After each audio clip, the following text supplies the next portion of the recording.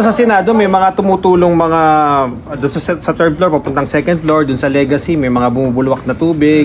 Kasi nga ang lakas ng ulan May plano ba tayo doon para mapaayos din po agad yun? Tuloy-tuloy naman yung maintenance at of course alam natin medyo luma na itong building kaya maraming mga ganyan na tulo. Pero ayusin rin yan. May garden daw doon sa third floor kaya bumababa doon sa preview yung tubig.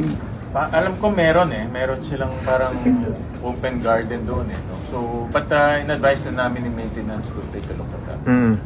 Sir, dun sa suspension ng session natin or tsaka nung trial, anong kino-consider natin like bukas, sir, para...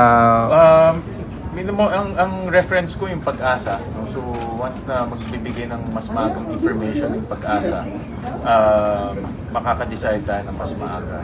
So, for example, kung bukas declared na red rainfall, mas maaga tayo magde-declare. So, inatay rin namin yung declaration ng Malacanang dahil base yun sa NDRRMC. So, yun din yung guidance natin. Pero sir, do you have concern sa inyong calendar, legislative calendar, lalo na sa budget? Oo, may concern talaga. No?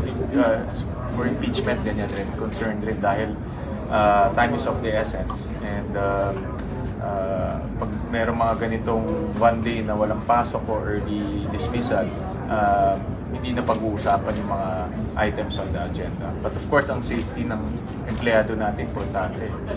Especially ngayon na pinomonitor ko kanina sa X, sa Twitter, na maraming kalsada, baha na.